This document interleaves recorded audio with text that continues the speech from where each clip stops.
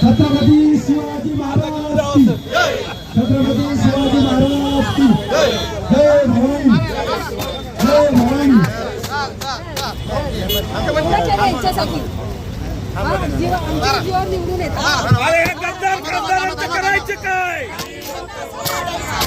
पैशासाठी विकलेल्या खासदारांचं काय, या गद्दार खासदारांचं करायचं काय, पैशासाठी विकलेल्या खासदारांचं करायचं काय, पैशासाठी विकलेल्या खासदारांचं करायचं काय।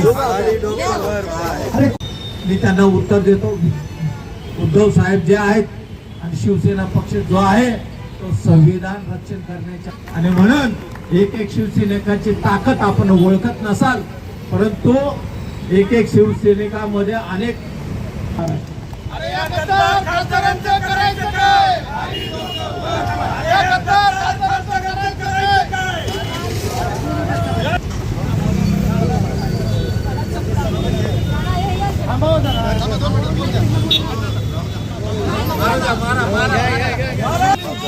चला 6 खासदारांच्या विषयी आपण आज या ठिकाणी पिंपरी चिंचवड शहर शिवसेनेच्या माध्यमातून आणि चेतन पवार आमचे शहर प्रमुख त्यांच्या माध्यमातून आज या ठिकाणी 6 खासदार जे गेलेत त्यांना जोडे मारो आंदोलन या ठिकाणी शहराच्या शिवसेनेच्या माध्यमातून केलेलं आहे। जी घटना घडलेली आहे त्यांना, हे जे खासदार आहेत त्यांना 50-50 कोटी रुपये आणि त्याहीपेक्षा जास्त पैसे देऊन त्यांना शिवसेनेमध्ये मोठ्या प्रमाणात फूट पाडलेली आहे आणि हे आता दुसऱ्या तिसऱ्यांदा होत आहे। अगोदर आमदार फोडले, त्यानंतर खासदार फोडले, आता परत खासदार फोडतायत। तर या ठिकाणी आम्ही त्यांचा निषेध करत आहोत। आम्हाला काही फरक पडत नाही, शिवसैनिकांना काही फरक पडत नाही। त्या ठिकाणी जरी तुम्ही खासदार फोडले तरी देखील आम्ही पुन्हा खासदार आम्ही या ठिकाणी निवडून आणू आणि आम्ही शिवसेने ही अजून आम्ही जोरात आम्ही मजबूत करण्याचं काम या ठिकाणी करू। आज पैशाच्या माध्यमातून सत्तेचा माज भाजपला आलेला आहे आणि शिंदेंना आलेला आहे। जो आम्हा पैसा आज त्यांच्याकडं जमा झालेला आहे, त्या पैशाच्या माध्यमातून ते या ठिकाणी खासदार फोडतायत, आमदार फोडतायत आणि सत्तेचं या ठिकाणी संविधानाचं त्या ठिकाणी नुकसान करतायत। संविधानाच्या विरोधातल्या घटना या ठिकाणी संविधान तुडवण्याचं काम या ठिकाणी यांनी शिंदेंनी केलेलं आहे आणि भाजपनी केलेलं आहे आणि म्हणून या ठिकाणी आम्ही पिंपरी चिंचवड शहराच्या वतीने या 6 खासदारांना जोडे मारो आंदोलन करण्याचं आम्ही या ठिकाणी आंदोलन केलेलं आहे आणि आमचे सर्व शहरातील शिवसेना आमच्या महिला भगिनी, आमच्या सर्व या ठिकाणी कार्यकर्ते या ठिकाणी हजर आहेत आणि निश्चितपणे येणाऱ्या भविष्यकाळामध्ये हे जे कोण खासदार फुटलेले आहेत त्यांना तुडो आंदोलनाच्या माध्यमातून आम्ही त्यांना उत्तर देण्याचा आम्ही प्रयत्न करू। शहरामध्ये कधी केव्हाही आलो तरी आम्ही शिवसैनिक आमच्या सज्ज आहेत। आम्ही आमचे हत्यारं काढून ठेवलेले आहेत, विचारांचे हत्यारं आहेत आमच्याकडं आणि विचाराच्या माध्यमातून आम्ही त्यांना निश्चितपणे उत्तर देण्याचं आम्ही काम करू। काय सांगाल एकंदरीत आज तुडो आंदोलन आज खरं तर पिंपरी चिंचवड शहर खरी शिवसेनेच्या वतीने आज या ठिकाणी ज्या गद्दार काल ज्यांनी शिवसेनेत प्रवेश केला मिंदे गटात त्यांच्या विरोधात जोडो मारो आंदोलनासाठी आज आम्ही सर्वजण या ठिकाणी उपस्थित होतो।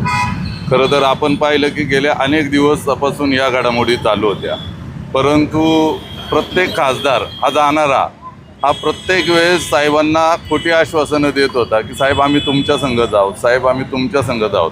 खरं तर गद्दारी यांच्या रक्तातच आहेत का ते यातून दिसत होतं। आपण जर पाहिलं तर प्रत्येकाने एकच कारण देतोय आज की माझ्या मतदारसंघाच्या विकासासाठी मी शिवसेनेत प्रवेश करत आहोत, सत्तेच्या बाजूने जात आहोत। खरं तर आपण यांचा जर आलेख पाहिला, उदाहरणार्थ मुंबईचे जे संजय दिना पाटील आहेत जे सांगतात की माझ्या मतदारसंघाच्या विकासासाठी मी आज शिंदे गटात प्रवेश करतो, जर आपण पाहिलं तर त्यांच्या मतदारसंघात जवळपास 18 कोटी हा निधी मंजूर झालेला आहे.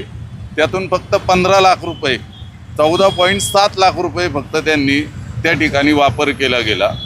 100 कामं त्यांनी सुचवली होती, त्यातली एकही काम आजपर्यंत त्यांच्या मतदारसंघात केलं नाही. मग हे कोणाचा विकास करण्यासाठी आज शिंदे गटात गेले? खरं तर हे स्वतःचा विकास करण्यासाठी आज हे शिंदे गटात गेलेले आहेत. खरं तर हा लोकशाहीचा अपमान या ठिकाणी आम्ही म्हणू, कारण आपण लोकशाहीवरती चालणाऱ्या या भारत देशात राहतो, संविधानावरती चालणाऱ्या या भारत देशात राहतो.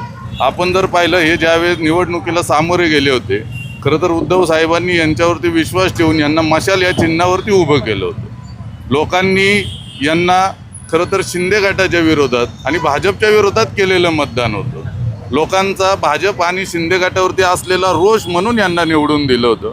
परंतु हे गद्दारांना गद्दारीशिवाय काही जमत नाही, स्वतःचं पोट भरण्यासाठी आणि काही आमिषापायी. खरं तर आज हे काही खासदार हे शिंदे गटात काल दाखल झाले. खरं तर आम्ही पूर्ण पिंपरी चिंचवड शहर शिवसेनेच्या वतीने आणि जसं तर आमच्या पक्षाचे तोप माननीय राज्यसभा सदस्य खासदार संजय राऊत साहेब यांनी सांगितलं की आजपासून तुडवा आंदोलन चालू करा. आम्ही या ठिकाणी जाहीर करतो, जेव्हा कधी या 6 गद्दारांपैकी एक गद्दार जरी या पिंपरी चिंचवड शहरामध्ये पाऊल ठेवला तर आम्ही तर लांब राहिलो, आमच्या महिला भगिनीच्या वतीने निश्चितच त्यांना जोडो मारून त्यांचं या शहरात स्वागत केलं जाईल. एवढं या ठिकाणी थांबतो. जय हिंद, जय महाराष्ट्र. आज खरं तर जे खासदार गेले त्या निषेधार्थ आम्ही पिंपरी चिंचवड शहराच्या वतीने शिवसेना म्हणजे जसं खरी शिवसेना सांगितलं तसं उद्धव बाळासाहेब ठाकरे शिवसेनेच्या वतीने आम्ही आज ना जोडो मारा आंदोलन ठेवलेलं होतं आणि आम्ही पिंपरी चिंचवड शहराच्या वतीने त्यांना जाहीर निषेध करतो.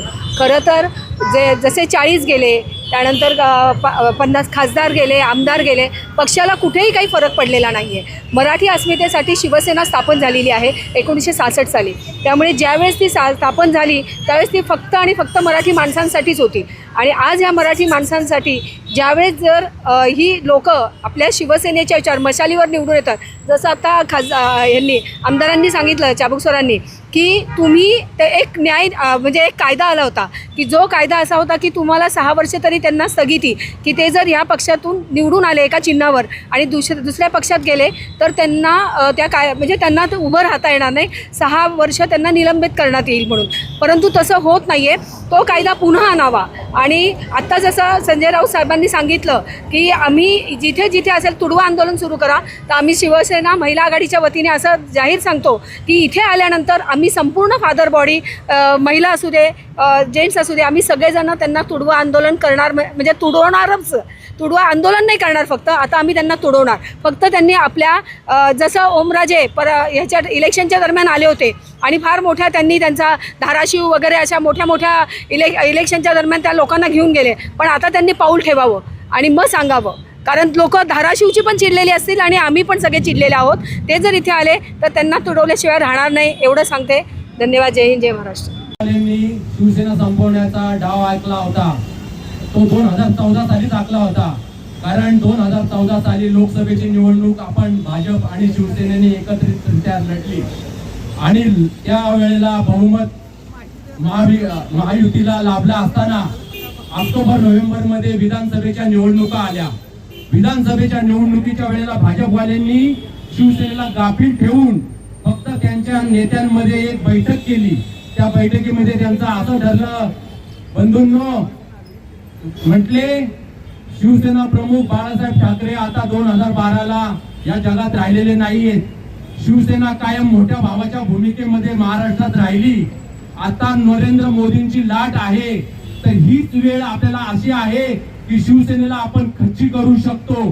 असं 2014ला एप्रिल महिन्यानंतर लोकसभेची निवडणूक झाल्यानंतर भाजपची अंतर्गत बैठक झाली आणि या बैठकीमध्ये असं ठरलं की विधानसभेला आपण सेपरेट एकत्र लढायचं आणि शिवसेनेला बाजूला फेकून द्यायचं, असं त्यांचे मीटिंग मध्ये ठरलं गेलं. परंतु त्यांचा एक गट असा होता की ही गोष्ट शिवसेनेला कळता कामा नये.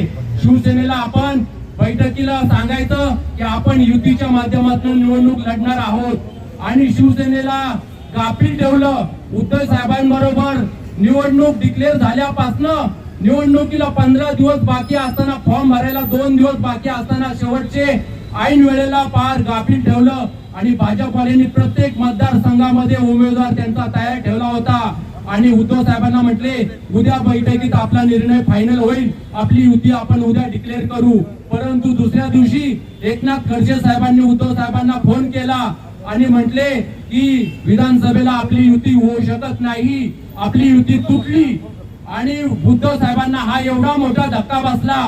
परंतु लाखो शिवसैनिकांच्या बळाच्या जोरावर उद्धव साहेबांना सगळ्यांनी ताकद दिली आणि उद्धव साहेबांनी एकट्याच्या जीवावर 63 आमदार शिवसेनेचे निवडून आणले. मित्रांनो, 63 आमदार निवडून आणले. त्याच्यानंतर 2017ला महानगरपालिकेची निवडणूक आली, त्यावेळेला देखील त्यांनी तशीच गद्दारी करण्याचा प्रयत्न केला. परंतु त्यावेळेला शिवसेना पक्षप्रमुख उद्धव साहेबांनी एक भूमिका घेतली की नाही, यावेळेला मी मुंबई महापालिका एकट्याच्या जीवावर लढणार. एकट्याच्या जीवावर भाजपच्या विरोधात निवडणूक लढली आणि शिवसेनेचा मुंबईमध्ये महापौर पुन्हा निवडून आला. आणि नंतर अमित शहा नावाचा गद्दार माणूस या उद्धव साहेबांना येऊन मुंबईमध्ये भेटला आणि उद्धव साहेबांना म्हटले की 2019ला आपण एकत्र निवडणूक लढू आणि 50-50 फॉर्म्युला करू. 50-50 याचा अर्थ असा होतो की आमदार कोणाचे किती निवडून येऊ द्या, पण सत्तेमध्ये जे वाटप असेल ते सर्वांना सारखं असेल. कारण उद्धव साहेबांना अनुभव होता, जर का आपण म्हटलं की आपण युतीच्या माध्यमातून लढू तर हे काय करतील, शिवसेनेचे आमदार पाडतील आणि म्हणतील जास्त भाजपचे आले आणि मुख्यमंत्री भाजपचा होईल. परंतु उद्धव साहेबांनी त्यावेळेला डोकं चालवलं, म्हटले आमदार कोणाचे किती निवडून येऊ द्या, पण 50-50, 2.5 वर्ष शिवसेना 2.5 वर्ष भाजप. परंतु 19ची निवडणूक झाल्यानंतर त्यांनी शिवसेनेचे आमदार पाडण्याचं कटकारस्थान केलं आणि जे निवडून आणले त्याच्यानंतर मात्र ठीक आहे. मी आता एवढं सांगतो, आता हे 6 खासदार जे काय आता फुटले परवा, त्यांनी मागच्या आठवड्यामध्ये मातोश्रीवरती उद्धव साहेबांना म्हटले तुळजा भवानीची शपथ घेतो आम्ही साहेब तुमच्या बरोबर आहे. कोण म्हणतो मी माझ्या आईची शपथ घेतो, कोण म्हणतो मी माझ्या बापाची शपथ घेतो, कोण म्हणतो माझ्या मुलाची शपथ घेतो. गद्दारांनो, तुम्ही 6 खासदार फोडून उद्धव साहेबांना जो धक्का दिलाय ना, पण आम्ही सगळे शिवसैनिक उद्धव साहेबांच्या बरोबरीने आहोत. तुमचा तळतळ, आमचा गोरगरीब शिवसैनिकांचा तळतळ तुम्हाला लागणार आहे. तुम्ही मरताना चांगले नाही मारणार. एकनाथ शिंदे, तू ना तरपडून मरशील. एकनाथ शिंदे, तुला आता घडवल्याशिवाय राहणार नाही. जय हिंद, जय महाराष्ट्र.